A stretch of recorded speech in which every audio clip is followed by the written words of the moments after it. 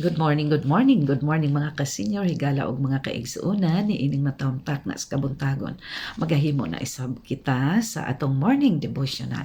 Ang text mabasa nato dinhi sa panultihon kapitulo 22 bersikulo 4, 5 ug 6. Nagaingon dinhi sa balaang kasulatan, pagbaton og kahadlok og pagtahod sa Ginoo og pagpaubos og makabaton kag mga bahandi dungog og taas nga kinabuhi. Kung gimahal mo ang imong kinabuhi, palayo sa mga litag nga maoy mo bitik sa mga daotan. Tudloi ang mga bata kung unsaon niya pagkinabuhi og hinumduman niya kini sa tibuok niyang kinabuhi. Magampo ta. Amahan nga langit nun, salamat ni ining matamtak na sa kabuntagon nga magapadayon na sab kami pagtuon sa imong mga pulong pinaagi sa morning devotional.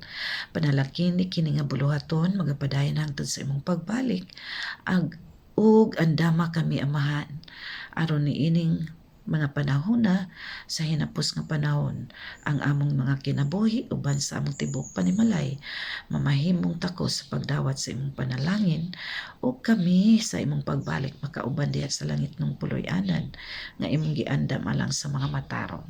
Salamat o Diyos sa gahom sa Espiritu Santo pagpasabot ka namo niini. Salamat usab sa imong pagpasaylo sa among masala. Amo kining pagadawaton sa pangalan ug gahom ni Ginoong Hesus. Amen. Magapadayon na usab kita mga minahal kong mga ka-senior, higala og mga kaigsuonan sa pagtuon nining balasahon sa mga hitabo sa katapusang panahon. Nagaingon dinhi ang magsusulat Ellen White, mga tulunghaan, mga iglesia, mga kananan gikinahanglan sa mga dakbayan. Daghan ang mahimo sa pagluwas o pag-edukar sa kabataan ni adtong sa pagkakaron dili pa makagawa sa mga dakbayan. Mao kining butanga nga tako sa atong labing maayong paningkamot. Tukuran og mga tulunghaan sa iglesia ang kabataan sa dakbayan og idugtong ini ang kagamitan sa tulunghaan alang sa mga magtutudlo sa taas na nga ang sa pagtuon diin kini gikinahanglan.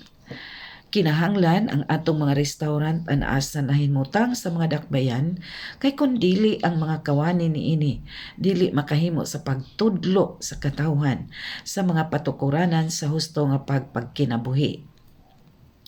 Sa makadaghan nagpahimangno kanato ang Ginoo nga kinahanglan magbuhat kita sa mga dakbayan. Kinahanglan adunay mga simbahan ingon nga mga handumana alang sa Dios. Apan sa atong mga institusyon alang sa patikanan, alang sa pagpang-ayo sa mga masakiton, alang sa pagbansay sa atong magbubuhat, mga kolehiyo, kinahanglan tukuron gawas sa mga dakbayan. Labi pa nga gikinahanglanon nga ang atong mga batan-on mapanalipdan gikan sa mga pagsulay sa kinabuhi sa dakbayan. So mga minahal kong mga ka-senior, mga higala o mga kaigsuunan, atong nadunggan ang mga talambaga ni ining mga takna sa kabuntagon.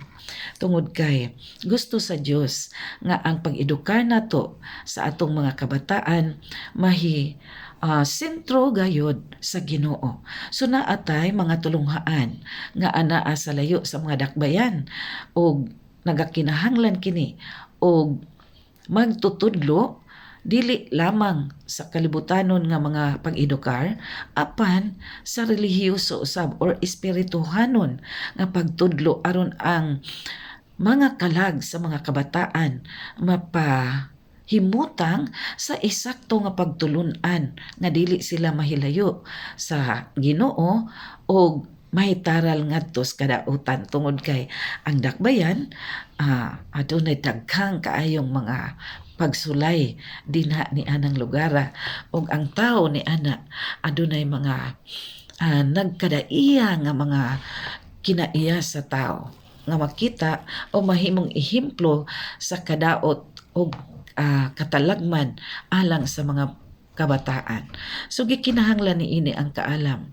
Gikinahanglan ang mga katawhan si Ginoo nga magmakugihon sa sabwag sa maayong balita aron sa pag-andam sa matag usa dito sa langit ng puloy-anan.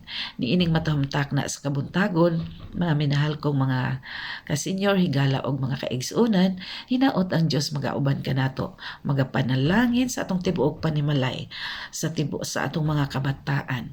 Aron ini nga adlaw, mahiiway kita sa tanang mata nga kadaot, kadalagman, palatian o pagpakasala. Good morning and God bless us all.